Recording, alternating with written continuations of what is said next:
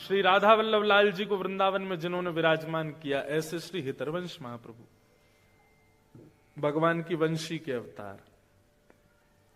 हरिवंश महाप्रभु के चरित्र में एक बहुत सुंदर लीला आती है कि जब आप छोटे थे ना, तभी से आपका नियम था, प्यास लगती थी तो वही पानी पिएंगे जो ठाकुर जी को भोग लगा हो।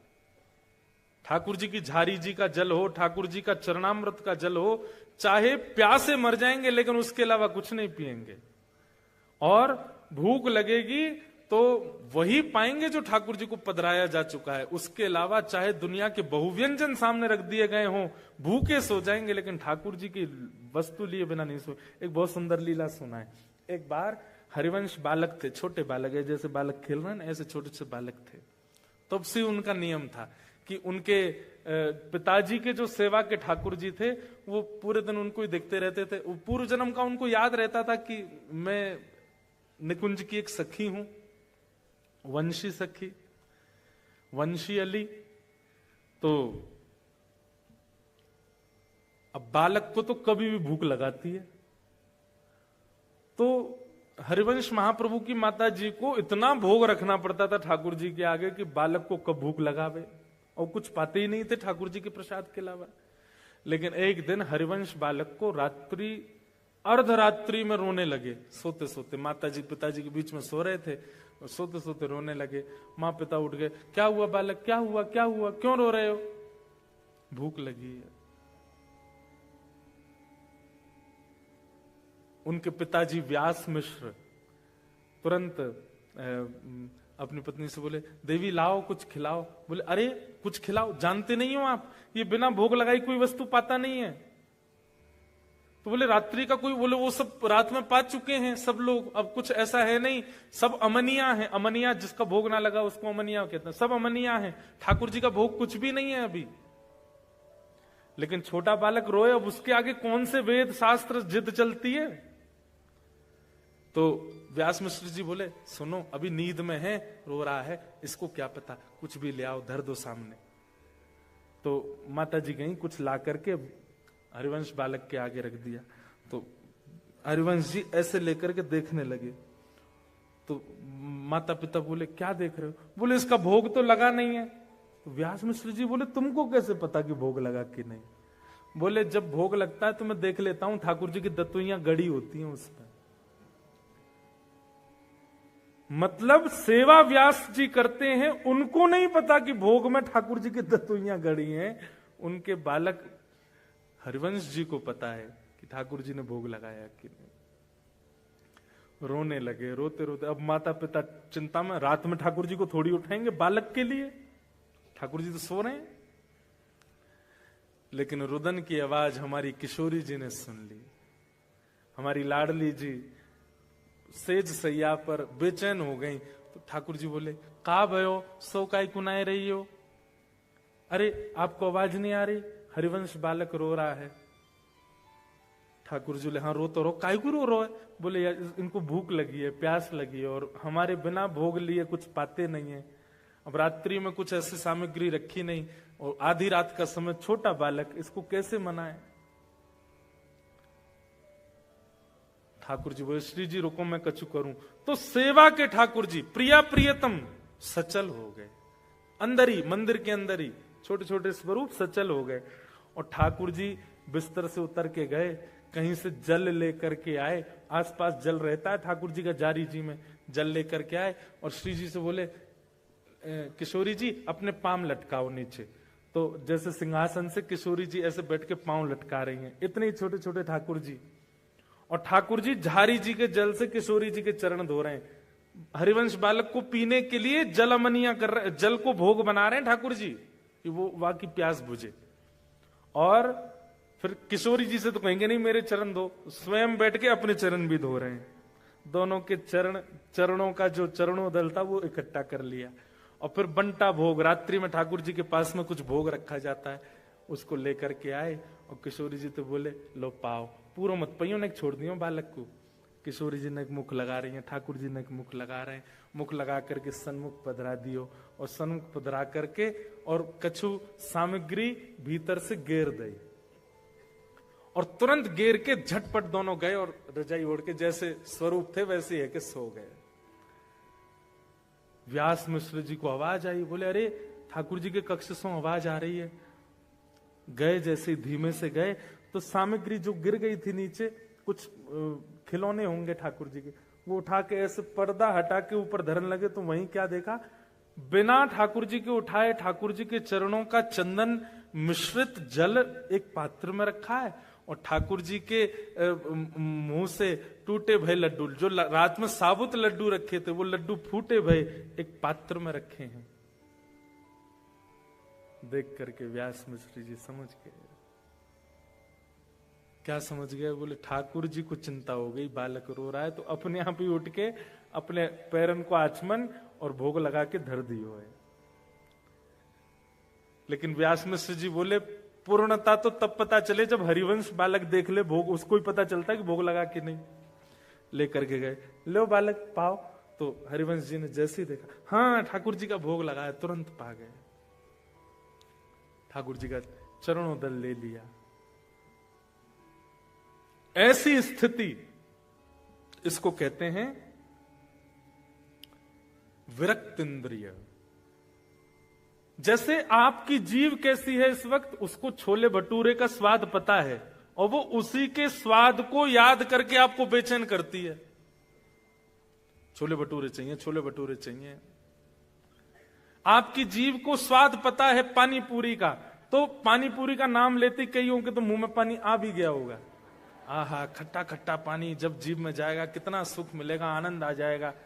लेकिन सख्य भाव जिसके अंदर होगा, ठाकुर जी के प्रति सख्य भाव जो रखता होगा, उसको बाह्य व्यंजनों का रस नहीं पता होगा। उसको पता होगा कि हमारे वृंदावन के श्री राधारमण लाल जी की कुलिया की प्रसादी, उसका नाम लेते ही मुंह में पानी आ जाए।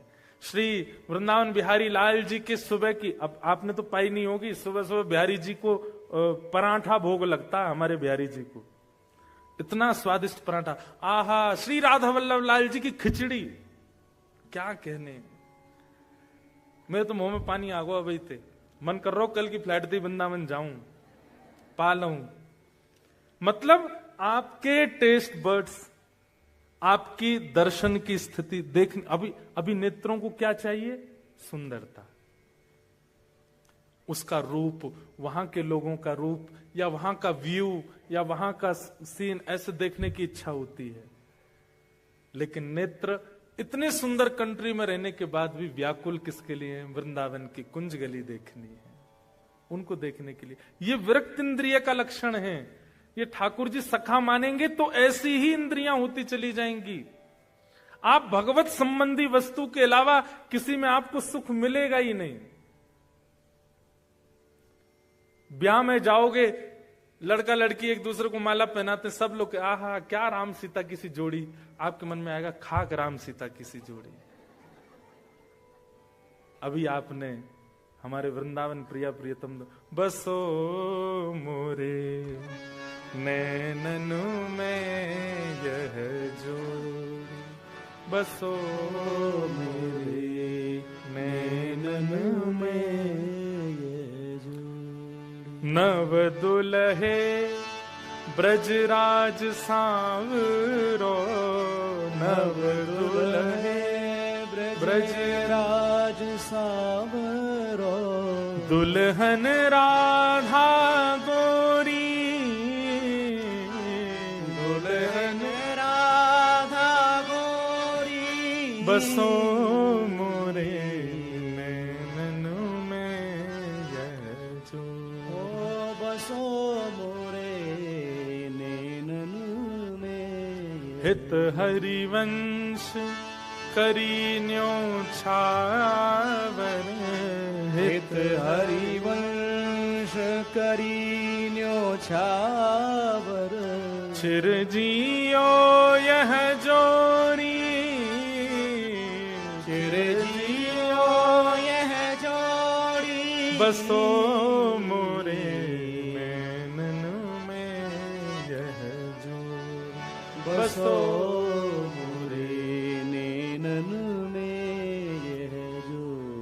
क्या निवेदन कर रहे थे?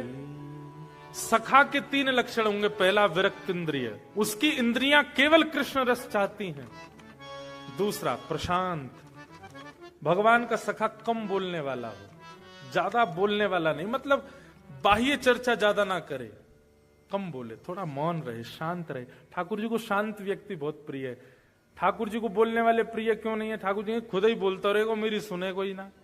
मुंह को तो सुनवे वारो चाहिए, जो खुद शांत रहे, मेरी सुने। हमारे ठाकुर जी बोलते क्यों नहीं है? हम बोलवे को अवसर ही नहीं दे रहे उन्हें, हम ही बोलते रहते हैं। तो प्रशांत आत्मा। और तीसरा जितेंद्रिय, अपनी इंद्रियों को जिसने वश कर रखा है, जीत रखा है, उसकी इंद्रियां अपनी इच्छा प्रकट नहीं करती, वो जो चाहता है इंद्रियां वही करें। ऐसी स्थिति जिसकी, ये 3 लक्षण जिसमें आ जाएं वो सखे। सखा ठाकुर जी का बनना है तो 2 ही उपाय हैं, या तो ये 3 लक्षण अपनाओ, या फिर गुरु के प्रति दास्य भाव रखो। गुरु कृपा करके ठाकुर जी को सखा बना देंगे। और नवदा भक्ति का अंतिम भाव है आत्मनिवेदनम। आत्मनिवेदन मतलब हमारे ब्रज में एक पद गाते हैं, ठाकुर जी के शयन में हम रोज गाते हैं। रसिक प्रीतम हित चित की बातें, रसिक प्रीतम हित चित की बातें, श्री गिरधारी जी सो कहिए, श्री गिरधारी जी सो कहिए, तलहटी गोवर्धन की रही, तलहटी गोवर्धन। आत्मनिवेदनम का मतलब क्या है? जैसे आप लोगों ने अनुभव किया होगा, जैसे किसी दिन मन भारी हो जाता है, आप क्या करते हो? आप बहुत बेचैन हो। अब आपको पूरी दुनिया में एक ही व्यक्ति दिखता है जिससे आप बात करके मन को हल्का कर सकते हो। अब आप उसको फोन लगाते हो, उससे बात करते हो, अपनी पूरी बताओगे, आज मेरे साथ स्कूल में ऐसा हुआ, कॉलेज में ऐसा हुआ, या जहां भी जैसा हुआ, फिर मन शांत करो। पर आपकी स्थिति क्या हो जाए, आप अपने कॉलेज से, स्कूल से, जॉब से दौड़े सीधे घर के लिए, और तुरंत अपने ठाकुर जी के सन्मुख बैठ करके एकांत में और ठाकुर जी से अपनी सारी चर्चाएं। हमारे श्री रामसुखदास जी महाराज कहते थे, ठाकुर जी से चर्चा करना, इसी को आत्मनिवेदन कहते हैं। अगर नवदा भक्ति आपके चित्त में, अष्ट भक्ति नहीं आई है, और आप ठाकुर जी से चर्चा करोगे तो आपके मन में पाषाण भावना ही रहेगी ठाकुर जी के प्रति। लेकिन अष्ट भक्ति अगर आपके चित्त में प्रकट हो चुकी है, उसके बाद जब आप नवम भक्ति प्रकट करोगे, ठाकुर जी से अपने हृदय की चर्चा करोगे। नाथ कुछ नहीं करना, केवल यहां से प्रारंभ करना। कैसे? ठाकुर जी हम जा रहे हैं, सुबह ही बता दो कहां जा रहे हैं। जॉब पे जा रहे हैं, आज ऐसे ऐसे क्लाइंट्स आने वाले हैं। एक बात बताएं, घपला भी करने वाले हो ना, वो भी बता के जाओ। सही बता रहे हम। एग्जाम में चीटिंग भी करने वाले हो ना, तो वो भी बता के जाओ। ठाकुर जी पीछे वाला मेरे जो रोल नंबर होगा ना, उसको ज्यादा आता है, मैं उससे पूछूंगा थोड़ा, 1-2 क्वेश्चन पूछूंगा, तीसरा नहीं, ज्यादा नहीं, हाँ सब बता जाओ ठाकुर जी। जो आप माता पिता को भी नहीं बता के गए हो, वो बता जाओ। आपके जॉब से रिलेटेड हो, आपके कर्म से रिलेटेड हो, आपकी पढ़ाई से रिलेटेड हो, आपके संबंधों से रिलेटेड हो, आपके दिनचर्या से रिलेटेड। आत्मनिवेदनम। आत्मनिवेदन के 2 भाव हैं। पहला भाव तो ठाकुर जी से चर्चा, पूरे दिन की बातें बता जाओ, आज क्या क्या करने वाले हो, और रात्रि में आकर के फिर पूरे दिन का फिर बताओ, आज क्या क्या किया, वहां गए थे, ऐसा हुआ, यहाँ पे हमको लॉस हो गया, उसने मेरे को ऐसा बोला, ऐसा हुआ, नाथ अब ये ऐसा ऐसा करके मैं आ गया, बाहर मैंने क्या खाया, क्या पिया, ये भी बता दो। हमारे श्री रामसुखदास जी महाराज सामान्य व्यक्ति नहीं थे। भारत की संत परंपरा के धरोहर यदि कहें तो कोई अतिशयोक्ति नहीं। वे कहते हैं कि अपने घर से जाते समय और घर को लौट के आते समय अपने ठाकुर जी से वार्ता जरूर किया करो, और एकांत में, किसी को पता ना चले। बोलो, एक दिन वो आपका नियम ऐसा बन जाएगा कि ठाकुर जी के सन्मुख जब आप आत्मनिवेदन करेंगे तो ठाकुर जी उसका प्रत्युत्तर भी दिया करेंगे। दूसरी बात, आज आप पहले ही बता के गए हो मैं क्या घपला करने वाला हूं, क्या गलत करने वाला हूं, किस पर क्रोध करने वाला हूं, किस पर रोष करने वाला हूं, अपने दोष पहले ही बता करके गए हो, तो जब उस दोष की स्थिति में पहुंचोगे ठाकुर जी कंट्रोल रखेंगे कि वो दोष अतीत में ना हो जाए।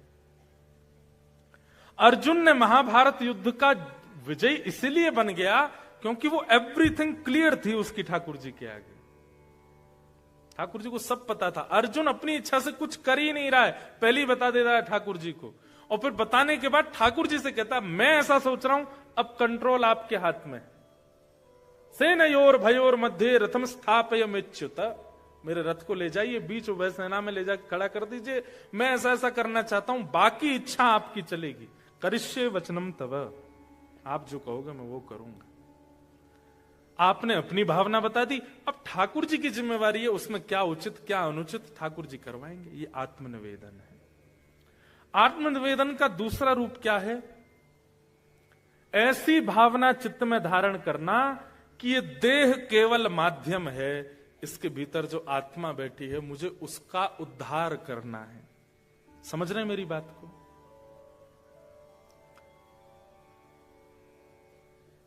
आप विदेश में रहते हैं, लोग लंदन में रहते हैं, अमेरिका में रहते हैं, ऑस्ट्रेलिया में रहते हैं, लोगों से मिलते हैं। हर किसी का उस देश में बसने का भाव नहीं होता, हर किसी का। कुछ कुछ लोगों का नहीं होता है। कुछ लोग किस लिए गए विदेश में कि हम महाराज जी बस इसलिए आए हैं, ये करना है, ये हो जाएगा, हम वापस अपने देश चले जाएंगे। ठीक वैसे ही आप आत्मा हैं और आप इस देह में आई हैं। इस देह को ही पोषण करके, इस देह का ही दास बनके या इस देह की ही इच्छाएं पूर्ति करते हुए नहीं रहना है। इस देह का माध्यम लेकर के श्री राधारमण की प्राप्ति करनी है, वो उद्देश्य है हमारा। क्योंकि हमें पता उनकी प्राप्ति के लिए देह ही है, इसी से ही कर सकते हैं हम।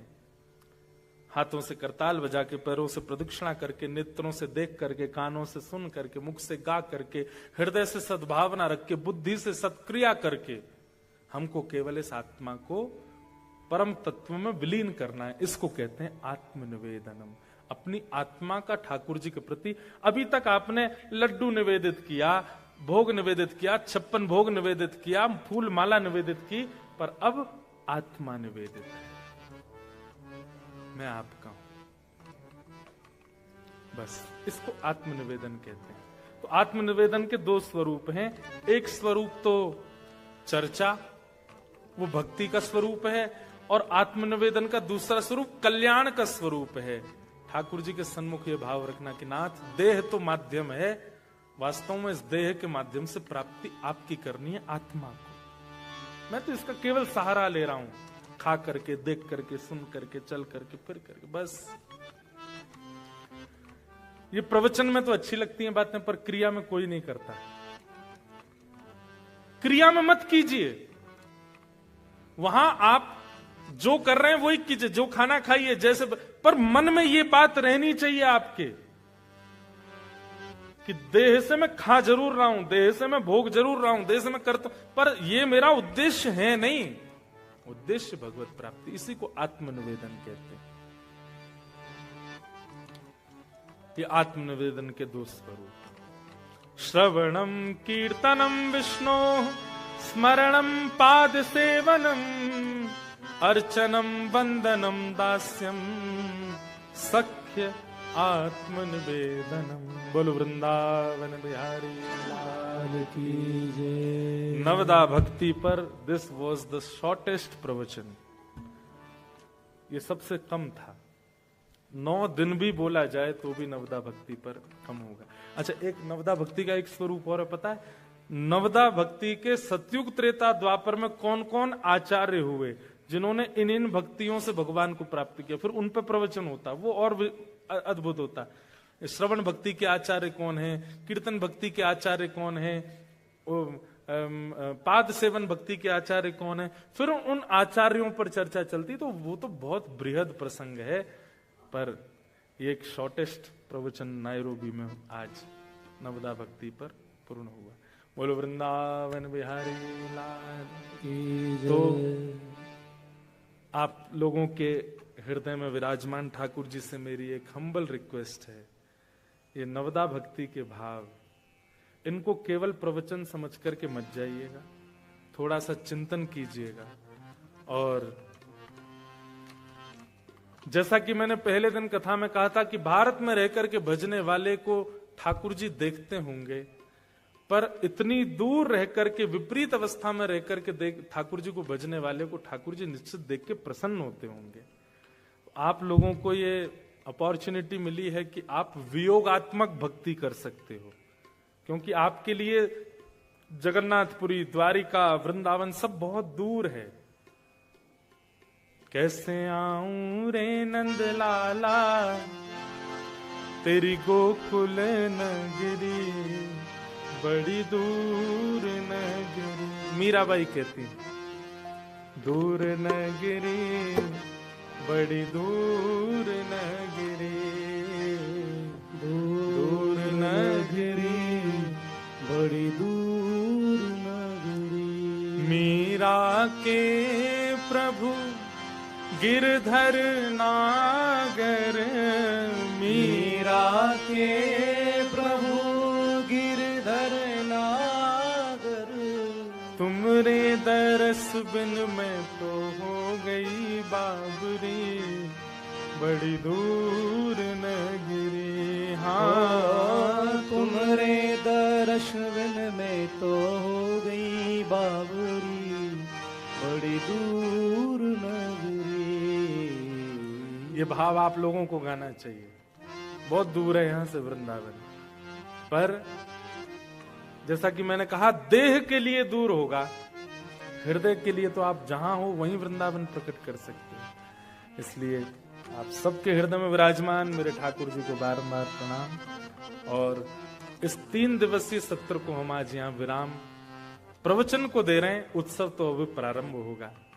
बहुत बहुत धन्यवाद हमारे जानी फैमिली और शाह फैमिली का, जिन्होंने पूरे नायरोबी के इतने सारे वैष्णवों के लिए यह 3 दिन का सत्संग सत्र किया। एक अंतिम बात हम पूछें, 3 दिन कम लग रहे हैं ना? हैं? इसलिए अगली बार हम 5 दिन के लिए आएंगे। और हैं? क्या 7 नहीं, हम 5 दिन कथा करेंगे, फिर बाकी के दिन चुपचाप घूमेंगे।